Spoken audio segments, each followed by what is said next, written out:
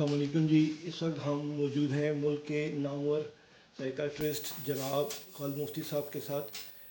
इनसे हम पूछते हैं जी कि जहनी बीमारियों में इजाफे की वजूहात क्या हैं। डॉक्टर साहब बताइए, क्या वजूहात है जी जहनी बीमारियों में इजाफे की?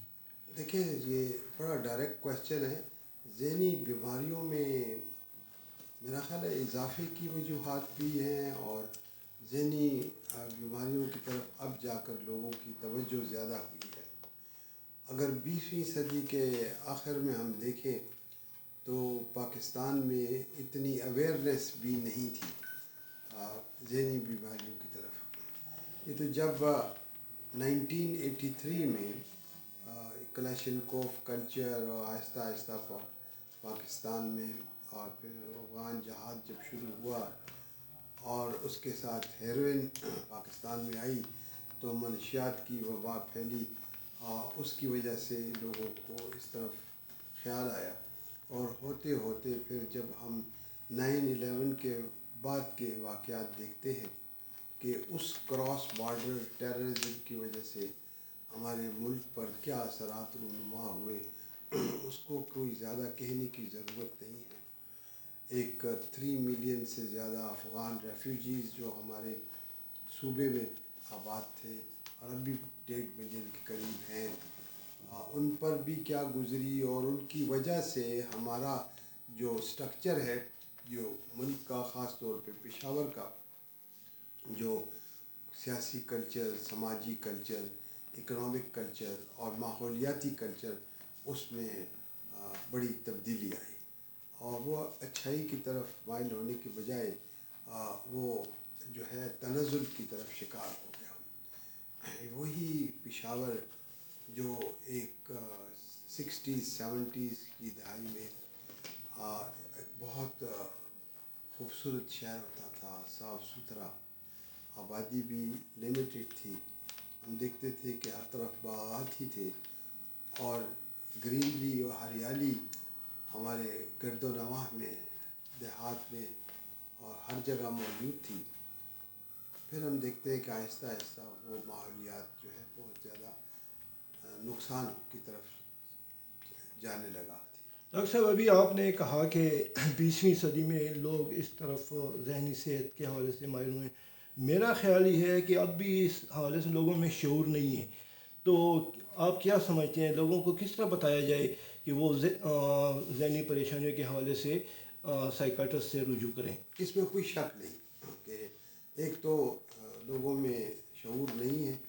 उसकी वजह ये है कि हमारा जो जीडीपी का 0.5% जो है वो ज़हनी सतह, ज़हनी सेहत के ऊपर लगता है। वो भी उस 2% में से जो, या 4% है जो टोटल हेल्थ के ऊपर लगता है।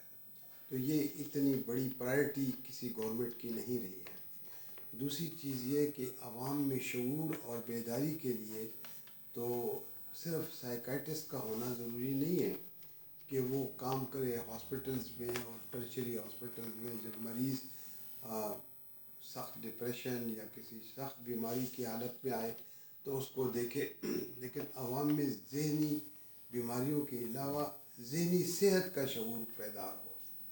तो इस सिलसिले में जो है मेरा ख़्याल है काम जितना होना चाहिए था उतना नहीं हुआ। गो के कुछ इदारों ने, कुछ रिफाई इदारों ने, कुछ कम्युनिटी बेस्ड NGOs ने इसमें नुमाया खिदमत अंजाम दी। ये शऊर लोगों में किस तरह उजागर किया जा सकता है डॉक्टर साहब? देखें, ये अवेयरनेस क्रिएशन जो है, ये अखबारात पे कॉलम लिखने से, ये टेलीविज़न के ऊपर मुख्तलिफ प्रोग्राम करने से, रेडियो एक बड़ा अच्छा ज़रिया है, मीडियम है, उसके ऊपर उसके थ्रू जो है ये मैसेजेस भेजना और ये बताना कि ज़हनी बीमारी तो छोड़े, आप ज़हनी तौर पर सेहतमंद कैसे रह सकते हैं। मसलन हम देखते हैं कि जो ज़हनी सेहत है ये तो हमारी पूरे इंसान की जिस्म, इंसान की सोच, इंसान का शऊर, इंसान के जज्बात और इंसान के रूहानियत का मजमूआ है सोसाइटी के साथ मिलकर। तो इन सब बातों का बैलेंस शऊर जो है وہ ہونا جو ہے وہ بڑا لازم ہے. پوری صحت کی طرف توجہ رکھیں. آپ فاسٹ فوڈ وغیرہ نہ کھائیں. آپ یہ کوکا کولا اور اس قسم کی جو مصنوعی ڈرنکس ہے نہ پئیں. گھر کا کھانا کھائیں. گھر کا دال ساگ بہتر ہے. جتنی یہ غیر ضروری طور کے اوپر مرغن غذائیں اور جو ہماری شادی بیاہ کے اندر ہوٹلوں اور میرج ہال میں جس قسم کی غیر ضروری حد سے زیادہ اشیاء کھانے کے لیے رکھی جاتی ہیں اس کو بائیکاٹ کریں, پرہیز کریں. ون ڈش پارٹی پہ آ جائے. میرا خیال ہے یہ تمام اگر کفایتیں ہم کریں گے اور اس کے ساتھ ہم ایکسرسائز کریں گے اور اس کے ساتھ ہم اپنے بچوں کو کوالٹی ٹائم دیں گے. سارا دن ہر وقت ایک پروفیشن میں رہنا, میاں بھی کام کر رہا ہے, بیوی بھی, تو کوالٹی ٹائم تو آپ بچوں کو نہیں دے سکتے. تو اس سے بچے متاثر ہوتے ہیں. اور ڈاکٹر صاحب سوری میں آپ کی بات کاٹ رہا ہوں. ڈاکٹر صاحب اکثر لوگ ذہنی بیمار ہوتے ہیں مگر کوئی تسلیم نہیں کرتا کہ ہاں مجھے ایسا کوئی مسئلہ ہے. اس کا شعور کے لیے میڈیا بڑا کارآمد ہے. میرا اخبارات کے جو ہے جو منسلک لوگ ہیں ان کو اس کے اندر ٹرین کیے جائے, ورک شاپس دی جائیں. ڈاکٹر صاحب یہ بتائیے کہ کوئی این جی او, کوئی ادارہ ایسا ہے جو ذہنی صحت کے حوالے سے لوگوں میں شعور پیدا کرنے کے لیے کام کر رہا ہو؟ دیکھیں جی, پاکستان میں بالکل اس پہ کام ہوا ہے, بہت کام ہوا ہے.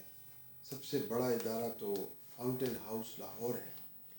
جو فاؤنٹین ہاؤس لاہور جو ہے وہ ایشیا کا سب سے بڑا ریہیبلیٹیشن سینٹر ہے شدید قسم کے ذہنی امراض کے لیے, اور کم از کم ساؤتھ ایشیا میں تو بہت بڑا سینٹر ہے.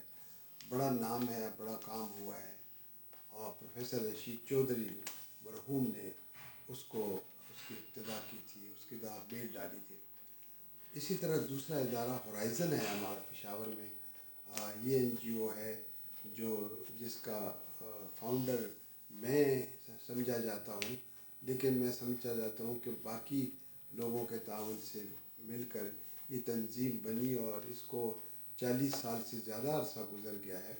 تو کمیونٹی بیسڈ جو کمیونٹی کے اندر شعور پیدا کرنا, وہ اس میں بڑی نمایاں کامیابی حاصل کی ہے. اس کے ساتھ ساتھ ہم دیکھتے ہیں کہ کراچی میں اچھی آرگنائزیشنز ہیں جیسے کاروان حیات. اسلام آباد اور پنڈی میں بھی اس قسم کے کام ہوئے ہیں.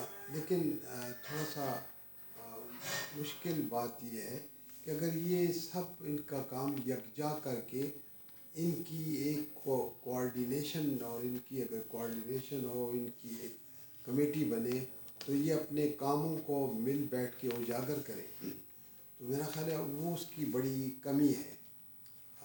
اس کی کمی کو پورا کرنا چاہیے. لیکن اس سلسلے میں بھی اب کچھ پیش رفت ہو رہی ہے. ڈاکٹر صاحب یہ بتائیے کہ حکومتی سطح پہ ایسا کوئی ادارہ ہے جو اس حوالے سے کام کر رہا ہو؟ میں نے یہ دیکھا ہے کہ حکومتی سطح کے اوپر جو بھی ادارے ہیں, جیسے اور اداروں کا حال ہے, وہ سب ایسے ہی ہوگا, کیونکہ حکومت جو ہے یہ اس کے بس کا کام نہیں ہے.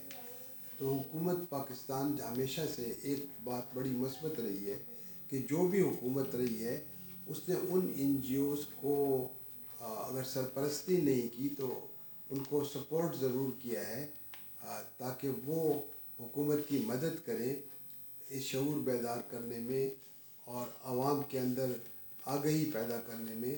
اور اس کے اندر کافی ہر گورنمنٹ نے کام کیا ہے. موجودہ بھی گورنمنٹ کام کرتی ہے, اس سے پہلے بھی کام ہوا ہے. اچھا ڈاکٹر صاحب, اس وقت صوبائی حکومت خیبر پختونخوا حکومت اور خاص طور پہ پشاور میں منشیات کے خلاف بہت سرگرم عمل ہے. منشیات سے پاک پشاور مہم چلائی جا رہی ہے. آپ کیا سمجھتے ہیں کہ یہ مہم کس حد تک کامیاب ہے اور اس کے کیا اثرات مرتب ہوں گے؟ دیکھیں, ہر دور میں مختلف حکومتوں نے ایسے کام کیے, بڑے سکسیزفل کام کیے. اس کے اندر میں سمجھتا ہوں کہ انہوں نے ایک نیک نیتی سے کام کیا ہے.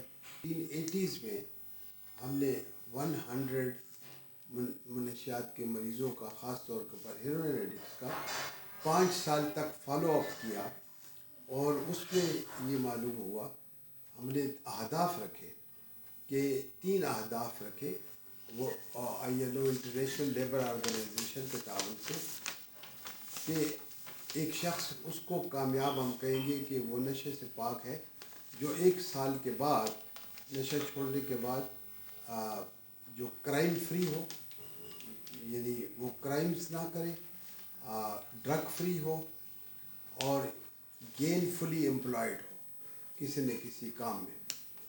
تو اس حساب سے پھر 5 سال کے بعد جب ہم نے تناسب دیکھا تو صرف 30% لوگ جو ہیں ان میں یہ کامیابی ہوئی، جو بہت بڑی اسٹڈی تھی اور دنیا بھر میں اس کا چرچا بھی ہوا اور وہ اب بھی کوٹ کی جاتی ہے۔